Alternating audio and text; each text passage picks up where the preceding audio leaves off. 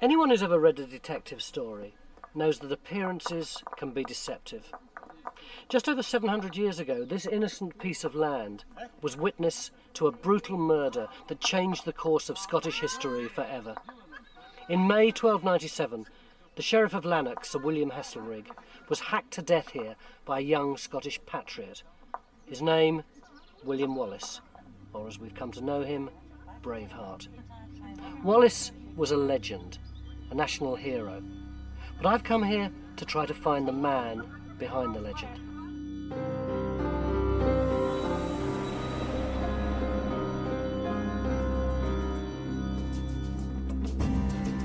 If you've ever watched the movie Braveheart, forget it. It's a great piece of entertainment, but not an accurate guide. I've come to central Scotland to find the truth about Wallace. Underneath schools and factories and housing estates lies a trail of blood. But whether it leads to a hero or a villain depends on where you come from. Wallace was the first Scottish champion in the vicious wars of independence from England. He's a Scottish icon to this day, but he was certainly no saint. Wallace was a freedom fighter par excellence and was there for his country when his country needed him. He is accused of getting choirs of naked Englishmen and women to sing for him. This was particularly dreadful. He was an underdog, a second son of an unimportant knight, and yet he had something in him which people responded to. He must have been an extraordinary man. We should never have heard of William Wallace. And we might not have done, except for an accident of history. When Wallace was born, there was no war with England. Scotland was prosperous. Life was good. Then, disaster struck. The night of the 19th of March 1286 was stormy. The Scottish King Alexander III had been carousing at a function in Edinburgh Castle. Late at night, and probably the worse for wear, he ignored his courtiers' advice and insisted on returning home to Kinghorn on the other side of the Firth of Forth. He just married a beautiful French princess half his age. In driving rain and pitch darkness, he set off along the coastal path for his marriage bed.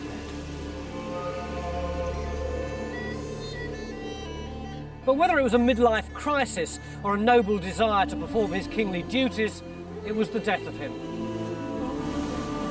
Somewhere along the way, his men lost him and his horse stumbled and fell. Later on, he was found here, with his neck broken. 600 years later, the Victorians put up this monument to mark the event. It says, without a hint of irony, that it was erected on the sexcentenary of his death. Seldom has libido proved so costly. When Alexander's only heir also died, Scotland was thrown into crisis. Powerful rival factions took to arms, and the country slid towards civil war. Without a leader, it was going to be chaos. A king is going to have to be chosen. Now, in theory, God chooses kings, but in this case, there's going to have to be some sort of earthly intervention. It couldn't happen within Scotland because that would imply the Scottish nobility are superior to the king. It's got to be a great international figure. And Edward I, Scotland's nearest neighbour, great reputation in Europe, he's the man to do it. They'd asked the wrong man. Edward I was a ruthless expansionist. He'd already annexed Wales and Ireland. The crisis gave him the chance to bring Scotland into his empire. Under the pretext of preventing civil war, Edward took control of Scotland. At Durham Castle, he made the Scottish nobles acknowledge him as their feudal overlord, the medieval equivalent of mafia dons acknowledging a supreme boss. It meant that when John Balliol was named king, he was Edward's puppet. But while the Scottish nobles caved in, the common people remained defiant. Resistance leaders emerged from nowhere. Throughout Scotland, there were spontaneous attacks on the hated occupying forces. It's about this time that tales of a fierce young Scot called William Wallace began to circulate. One typical story has Wallace fishing in a river when suddenly 5 English soldiers turn up and demand his catch. And Wallace says, "You must be joking," but offers them half anyway. And one of the English soldiers is so furious that a mere jock should give him cheek that he draws his sword and lunges at Wallace. Wallace immediately parries with his fishing pole, snatches the man's sword and lops his head off. Then he kills 2 of the other soldiers before the others escape. Who was this Wallace, everyone was asking? We still don't know what he looked like.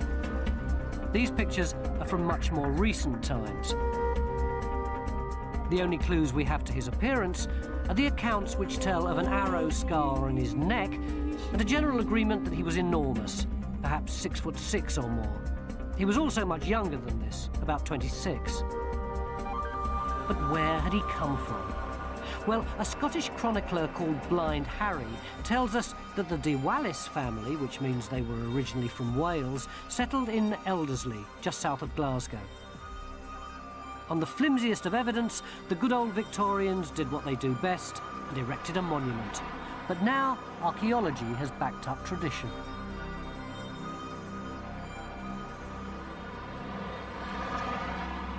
So what would have been on this site when Wallace was alive?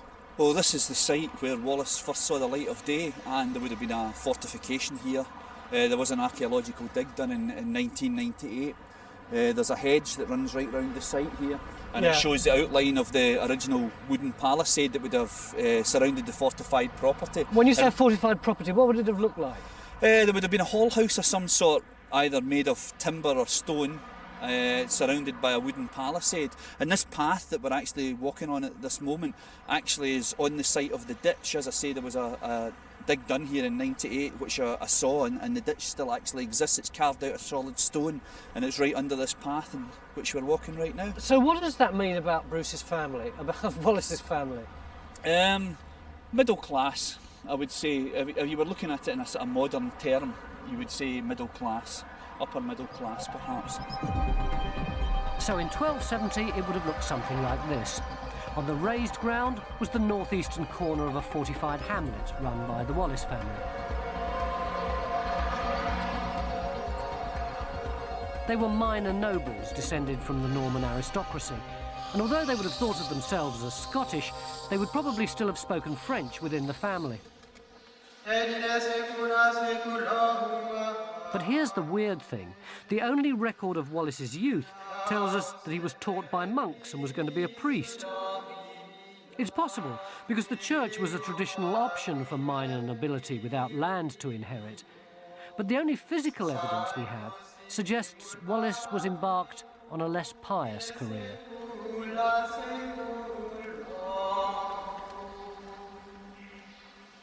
We know from the seal that was discovered a few years ago that has a bow in the middle of it, that Wallace probably saw himself first and foremost as an archer. Now, that probably didn't mean he was a soldier necessarily. It may have been a bit on the poaching side of things, on the hunting of deer. But yeah, he would have had to make his own way. He wouldn't have any lands given to him, and I don't think there's any evidence. In fact, it's pretty clear he didn't have any lands himself, so he's got to make his own way. It's likely then that Wallace was a bit of a tearaway, who came good when history gave him a cause. Once Edward I had his hooks into Scotland, he never gave up. In 1296, after repeated humiliations, his puppet king John Balliol rebelled. The Scots assembled an army and raided northern England. It was just the excuse Edward was looking for. He marched north.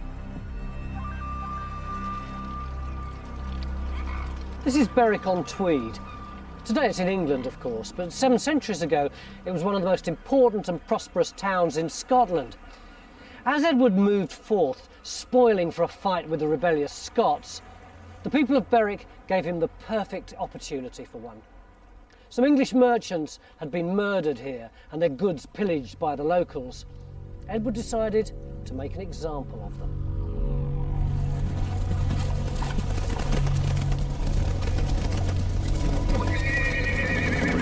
The massacre that followed shocked even the partisan English chroniclers of the time. Edward unleashed thousands of trained killers on an unsuspecting band of lightly armed civilians. There wasn't much resistance. You see that Land Rover over there? Well, just beyond it, there was a building called the Red Tower, and some Belgian merchants holed up there, firing arrows, and they killed Edward's cousin. So eventually, he personally ordered their deaths by having them burnt alive.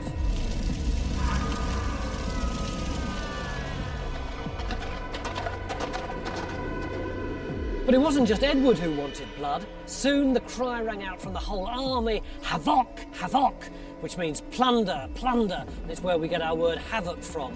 There would have been mayhem. The men would have been automatically killed, the women raped first. The chronicles say the slaughter lasted 3 days and only stopped when Edward saw one of his men hacking a woman to death as she was actually in the process of giving birth. They say that half the population of Berwick was slaughtered and that the River Tweed ran red as the bodies piled in. The massacre at Berwick was just the beginning. Edward crushed the Scottish army, shut up John Balliol in the Tower of London, and took the Stone of Destiny, the symbol of Scottish kingship, back to Westminster, where it remained for 700 years. It seemed like total capitulation.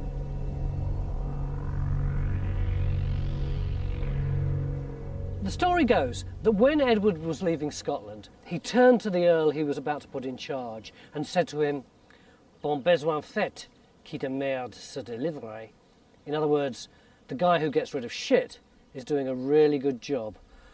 Edward thought that he'd got rid of the problem of Scotland. He thought that by conquering the nobles, he was conquering the people. But he was wrong, as William Wallace was about to make very clear.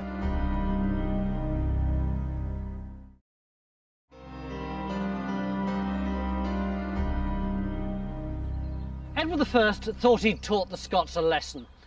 But the slaughter at Berwick had exactly the opposite effect. All over the country, spontaneous opposition broke out. Then, in 1297, William Wallace burst onto the scene. But according to the chronicles, it wasn't the public atrocities at Berwick that brought him into the limelight, but a private grudge here at Lanark.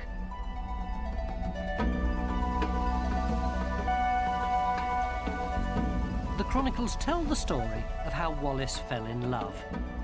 He saw a maiden at Mass here in St Kentigern's church and was instantly smitten. She was Marion Braveheart from nearby Lamington.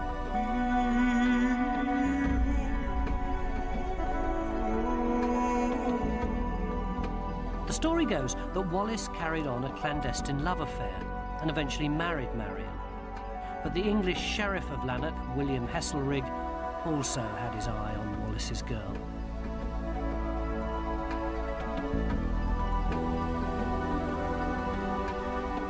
When Wallace got into a skirmish with Heselrigg's men, before they could arrest him, Marion helped him escape into the hills. In revenge and full of lustful hate, Heselrigg had Marion killed.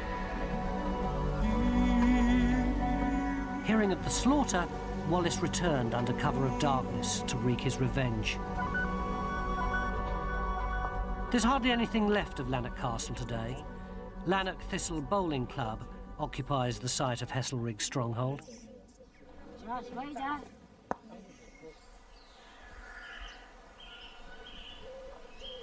Heselrigg wouldn't have expected Wallace to return, but he did. In May 1297, he and his men probably slipped into town in ones and twos and then joined up, ready for their revenge. The attack was swift and terrible. Wallace went straight to the sheriff's house, surprising him in his bed. One blow of his enormous sword went straight through the sheriff's skull, down to his collarbone. Death would have been instantaneous, but a young follower made sure by stabbing the inert body 3 times. Then the Scottish raiders went on the rampage, killing the English at will, sparing only women and priests.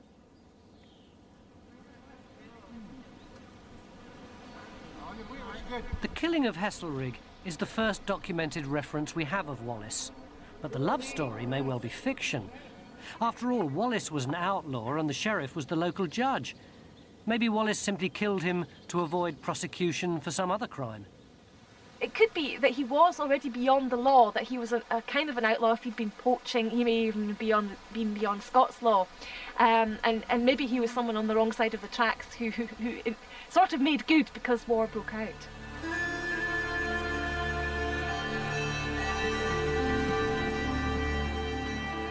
And because of his success, legends stick to Wallace like glue. He's an archer and he kills the local sheriff. Now, at that time, stories of other fugitive noblemen like Robin Hood were hugely popular. We know that Wallace's maid Marian only appears in later versions of the story.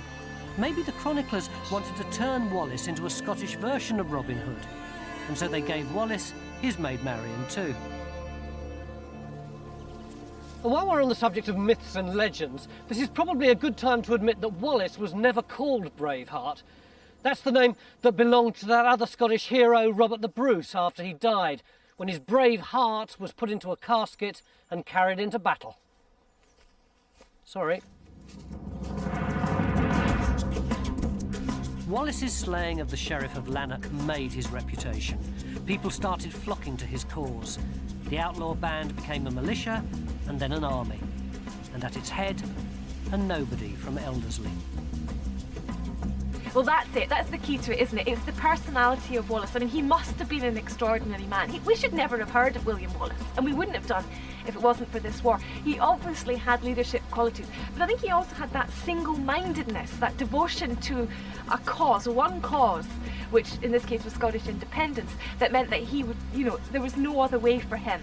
And I think he's just one of these extraordinary people in history that do extraordinary things by their own personality, not by the situation that they found themselves in.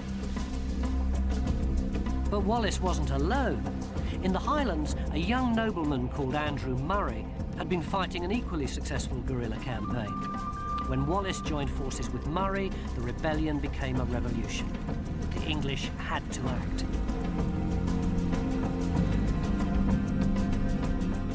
Edward I, who was away fighting in France, ordered a formidable army north to sort out the rebels. Barring their way to the Highlands was the mighty River Forth.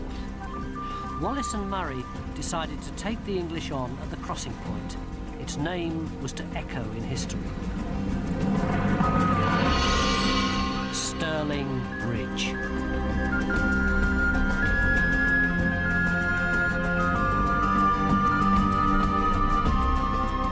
In 1297, the bridge held the key to the strongholds in the Highlands, graphically demonstrated by this 13th century map. If the English were going to take Scotland, they had no choice but to cross.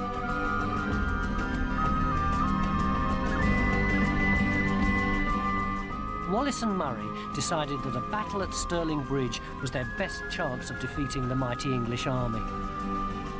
But it wasn't this Stirling Bridge. Amazingly, the exact location of Wallace's greatest triumph was a mystery until recently. Nobody could find the foundations of the original bridge. Find them, and you find the battleground.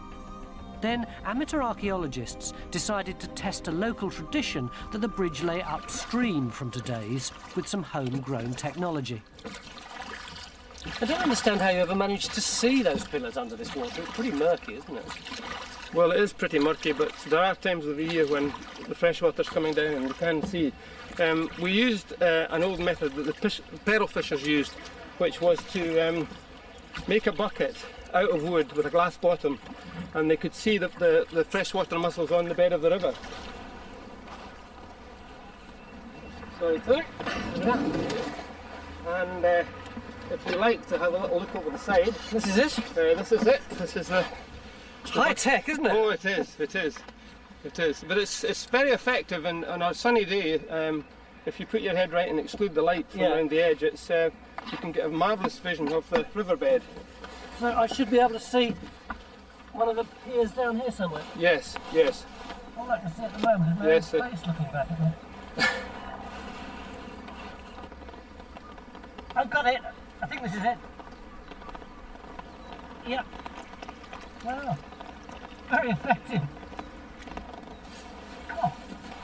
A simple solution to a problem. It's quite gruelling, isn't it? It is, it is.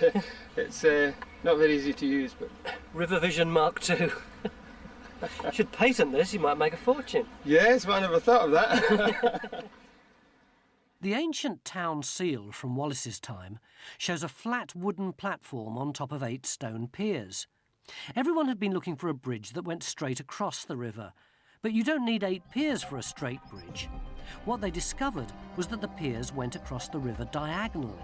No one knows why, but it means that the number of piers fits perfectly for a bridge that looked something like this.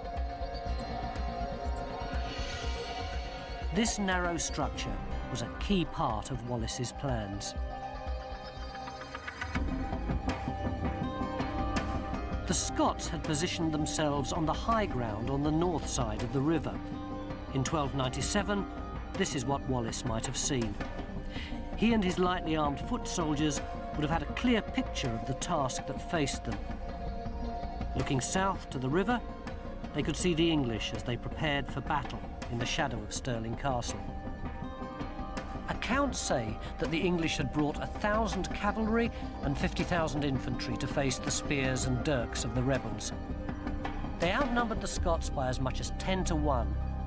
Wallace's men knew it was make or break. The English army at that time was regarded as the mightiest fighting machine in Christendom. Wallace must have been a dynamic leader to have instilled in his men the belief that they could win. Not just against superior numbers, but against much more superior armaments, horses, weaponry, even money when it comes down to it. And even although they were outnumbered, Wallace used the land of Scotland itself to help. The fourth looped round, leaving an area of boggy ground between the English and the Scots. This was crossed by a single raised causeway that followed the same course as the road does today.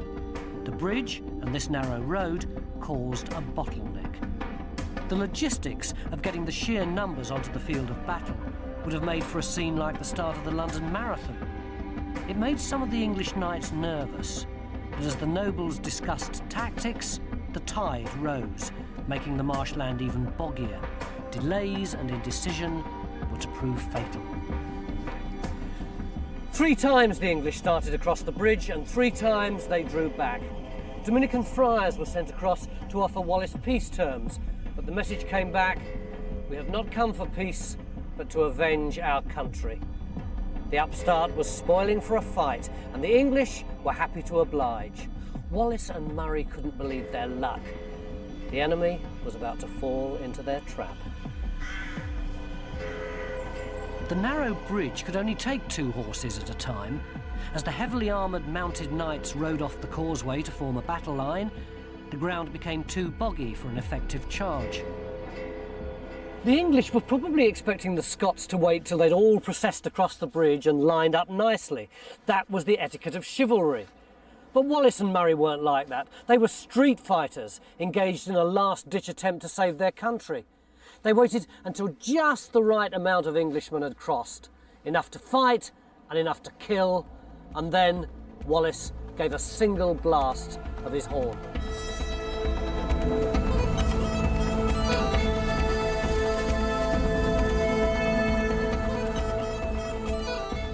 The Scots rushed out from their stronghold on the high ground beyond where that white bungalow is.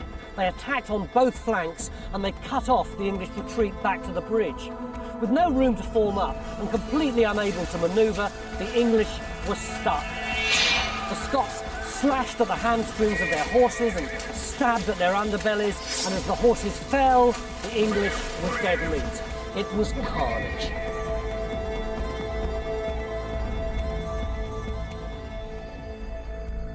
The chronicles report 5,000 English dead. The victory was against all odds. Native cunning and spirit had defeated numbers, money and equipment. The English retreated in disarray. To this day, Stirling Bridge is symbolic of an unbreakable sense of national pride, whatever the southern neighbours may do. And on the very turf where Wallace's men splashed through the mud to bring down the English cavalry, a new generation of warriors struggle for pride and glory. A bit too low, a bit too low. Break up, break up. Less than that. There is a sense of of history here. I mean, maybe because I'm also the history teacher as well as the rugby coach, but I sense, and I think the boys feel too, that this is an ancient place. It's surprising, when you tell the story of the battle, you could hear a pin drop, because there's a sense of pride, there's a sense of achievement that you can sense among the pupils. Sure, you lose the atmosphere a bit later, but for that moment, there's something in them that they just feel, hey, yeah, we did this here. William Wallace was a national hero, but he was now on his own. His partner, Andrew Murray, had been one of the handful of Scottish casualties. Nevertheless, the Scottish tales were up. Wallace decided to take the battle to the English. The next time they saw the avenging Scot was going to be on their own turf.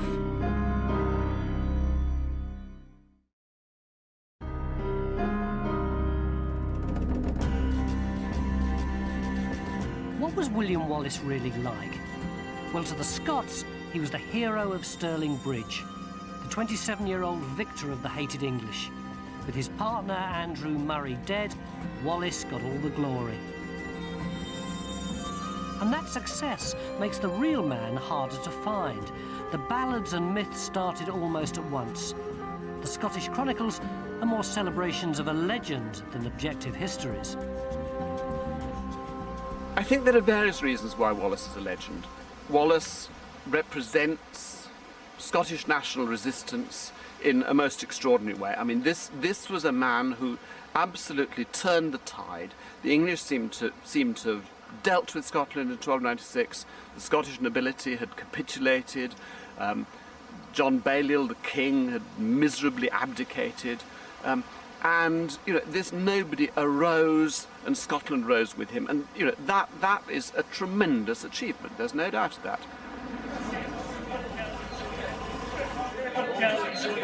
But anyone who's ever watched a football match with rival fans knows there are always two ways of looking at any incident. The English hated Wallace. To them, he was a terrorist who'd broken the chivalrous rules of war. In football terms, he'd taken the penalty before the keeper was ready.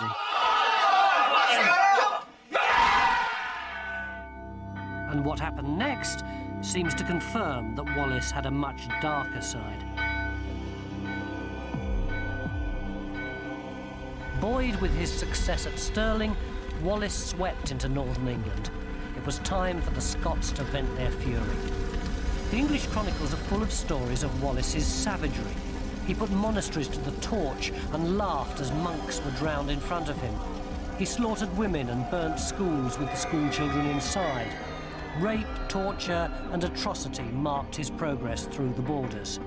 He shocked an age hardened to brutality. The stories evoke contemporary parallels. The English accused Wallace quite explicitly of effectively ethnic cleansing, that his intention was to get rid of everyone that spoke English from the north of England. Even the Scottish chronicles realised there was a problem. They said he tried to prevent the excesses of his men, defending priests at the altar. On the other hand, they made no bones about his hatred of all the English. So was Wallace a national hero or a war criminal? The National Wallace Monument is the great Victorian expression of his legendary status. It dominates the landscape of Wallace's great triumph at Stirling. Braveheart fans and Scots from all over the world, including the South Florida branch of the Stuart clan, come to pay homage. But even here there's a grim recognition that there was little room for compromise in medieval warfare. And the said Provenance executioners would then put this through the back or the front of the head. And that is your cranial spike. If you knew Wallace as a person, he probably wasn't the sort of guy you would like to get on the wrong side of. He was probably terrifying. There was probably an awful lot of people in Scotland that were either feared him or hated him at the time. We see him as a national hero and we see him differently. But Wallace's one major inherent strength was he killed Englishmen wherever and whenever he found them. That was his job, and that's what he did.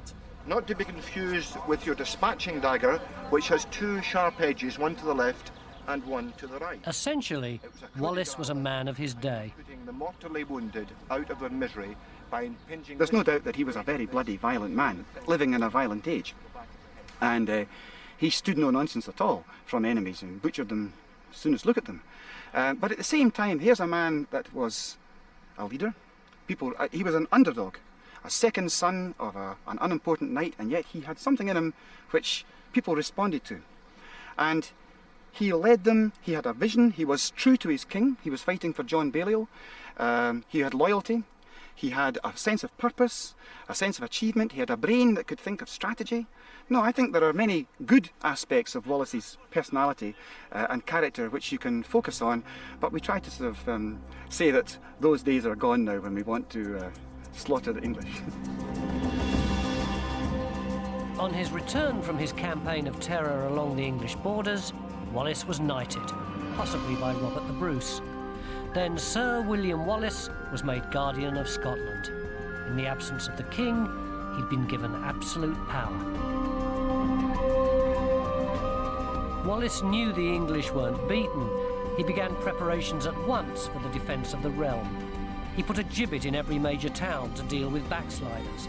Another sign of his ruthlessness, perhaps, or just a desperate recognition of the scale of the expected English response. Pretty soon the king realised that if he wanted a job done properly, he was going to have to do it himself. Next time Wallace met the English army, it would be led by King Edward.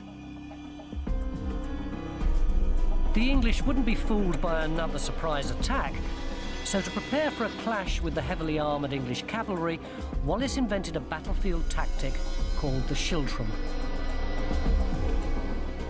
The outnumbered ranks of infantry would form an enormous circle of spears, so that the charging knights would be met by a deadly giant hedgehog.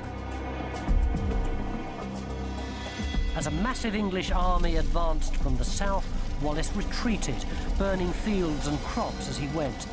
His plan was to use a scorched earth policy to break the English lines of supply. It nearly worked. As the English army lumbered on, getting hungrier, there was no sign of the enemy. Then, at Edinburgh, a scout reported that Wallace was just 20 miles away in Falkirk, ready to pounce if the English retreated. Edward ordered a forced march. At dawn, on the 23rd of July, 1298, the English luck changed.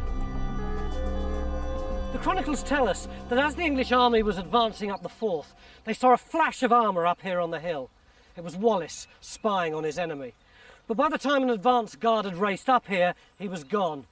Instead, down there, in front of the town of Falkirk, they could see the entire Scottish army preparing at last for battle. No one knows why Wallace chose to stand and fight. The English were almost out of food and ready to retreat.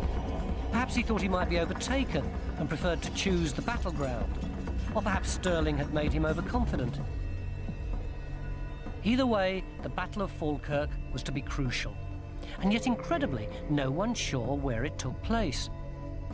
The scraps of information we have from the chronicles just refer to a hilly area overlooking boggy ground and a watercourse. It could have been the town centre site where the park is today. The rise just beyond the supermarket. The farmland under Callender Woods. Or here, the Mumrill site near the main Edinburgh-Falkirk road.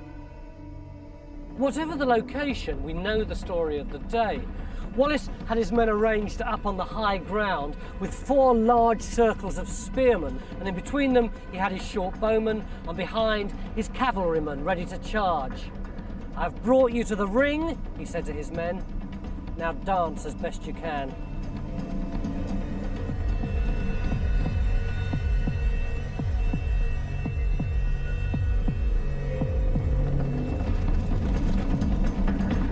The English sent wave after wave of cavalry across the boggy ground, up the slope and onto the waiting Scottish spears. But then 2 things happened that changed the course of the day and the future of Wallace's reputation. Firstly, the Scots nobility, who made up their cavalry, suddenly upped and left, and secondly, the English brought on their new secret weapon, The longbow.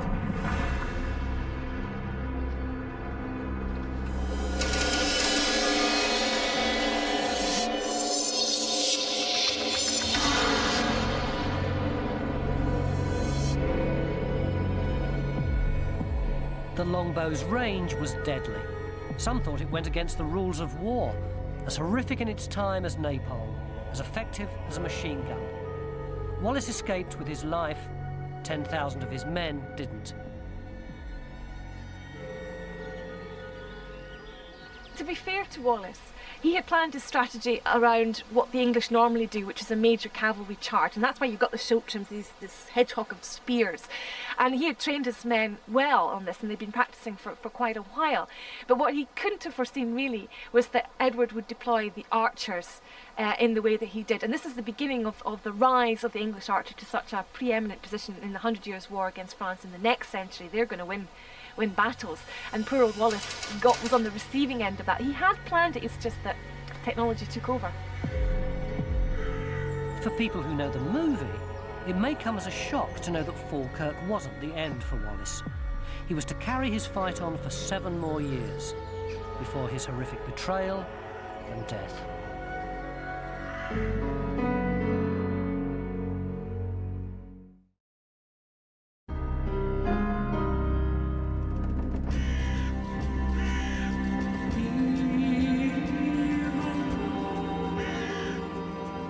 Falkirk was annihilation.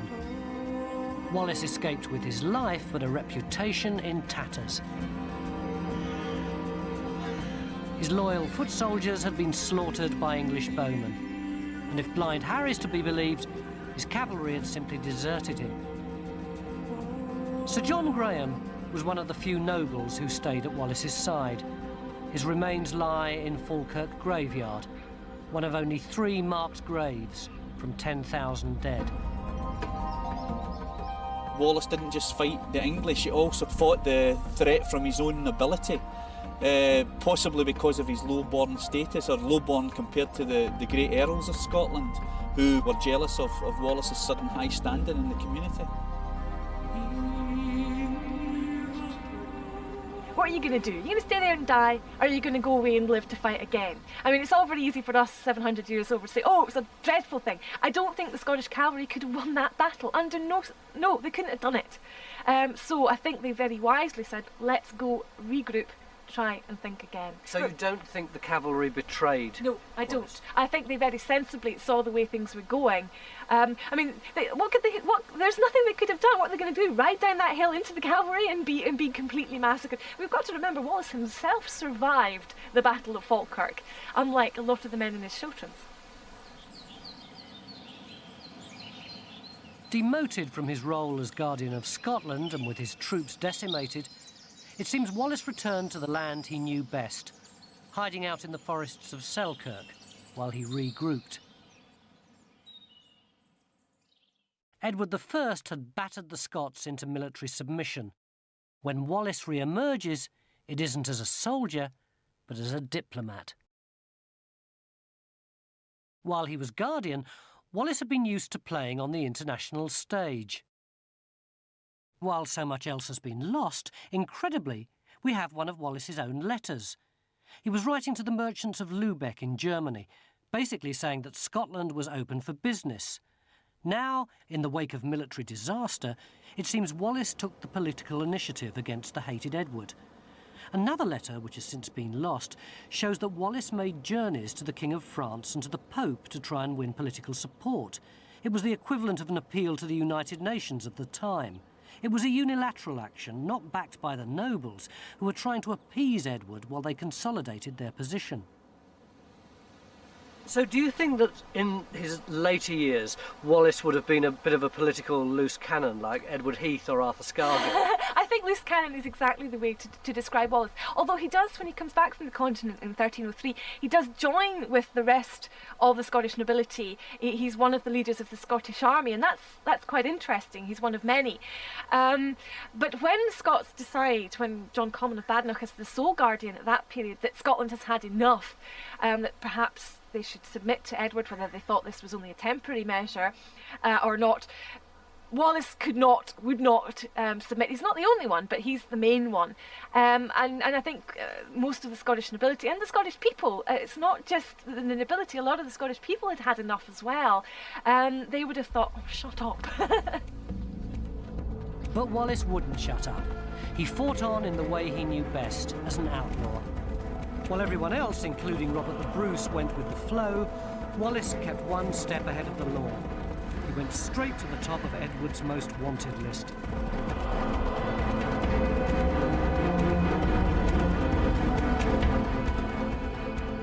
The shocking thing was, when the end came, that it wasn't an Englishman that captured Wallace. He was actually betrayed by a Scot who was an English pay. But an awful lot of the problems in Scotland down the century were succinctly summed up by Robert Burns, who said, "We are bought and sold for English gold." In 1305, Wallace was finally betrayed to the English. By this time, most of Scotland's nobles were back under Edward's rule again, and one of his tests of their loyalty was whether or not they were prepared to try to capture Wallace. But eventually the betrayal wasn't just political, it was personal.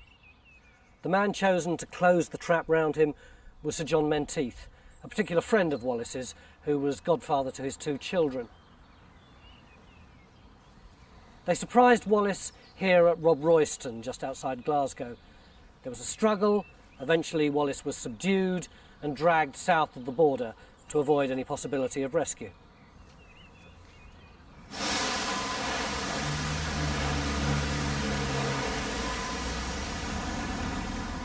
17 bruising days later, he arrived in London. On the 23rd of August, Wallace was brought before the King's Bench at the Royal Palace of Westminster. This was once the largest freestanding building in Europe. In 1305, it was the intimidating setting for a show trial.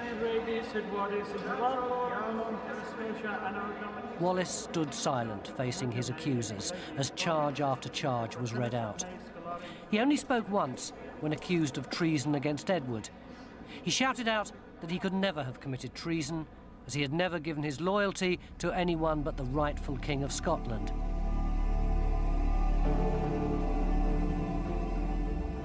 But in the end, the odds were stacked against Wallace. The trial was more about humiliation than justice. As he stood on this spot, the sentence for treason was declared. Wallace was to be hung, drawn, and quartered.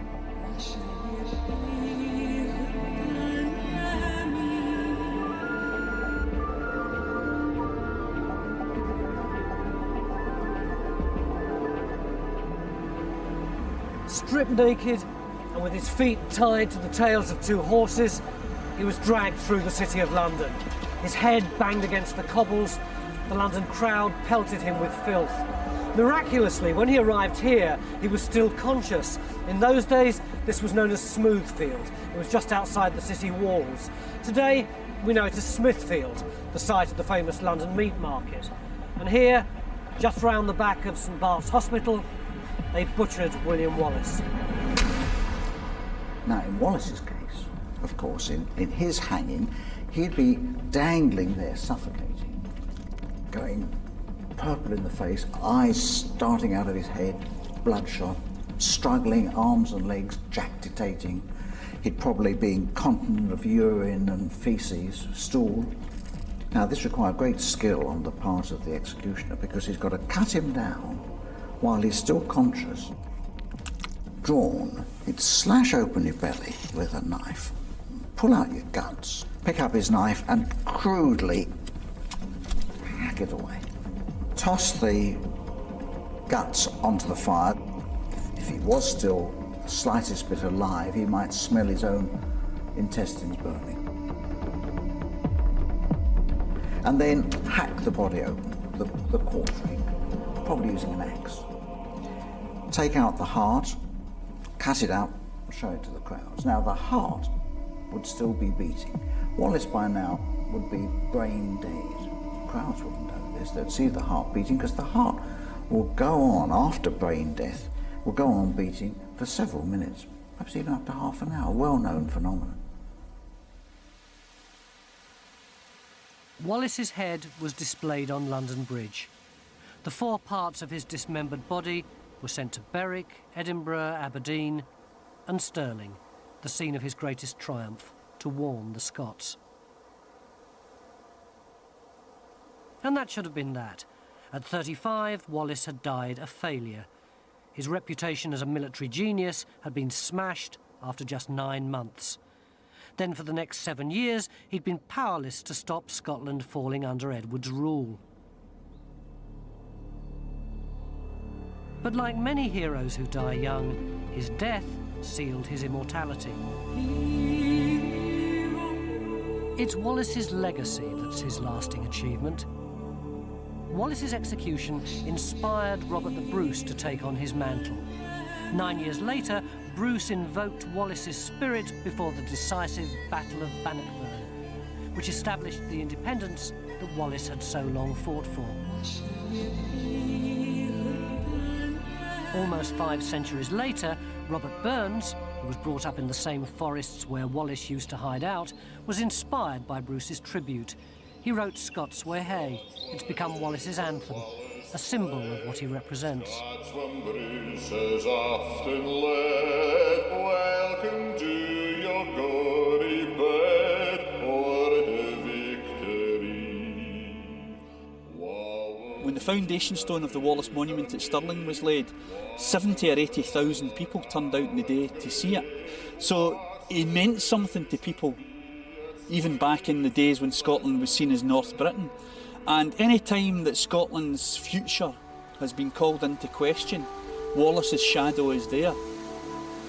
A lesser man might have simply given up, but Wallace went on trying, admittedly not very successfully, but he remained absolutely consistent to that Scottish cause. And I think therefore it's hardly surprising that this man has become a symbol of Scottish nationalism in an utterly justifiable way. He is crucial to the Scottish psyche and to how the Scots have felt about themselves, and he is the symbol of unadulterated Scotland. It's a very macho symbol, I have to say.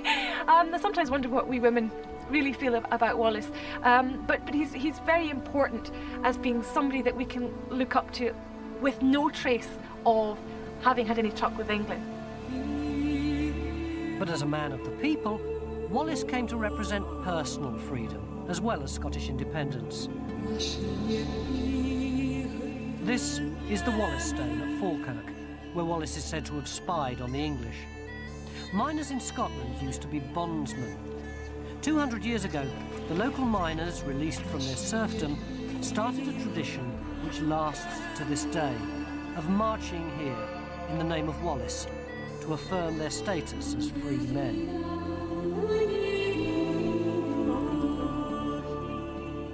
I came to Scotland in search of a national hero, but the man I found was much more complex and ambiguous than the well-known legendary character with his deeds of daring do. Of course, Wallace was a man of his time. He was a brutal man in a brutal age. But his absolute insistence that no man or group should be able to dominate any other against their wishes makes him, for me, not just a Scottish hero, but a universal one.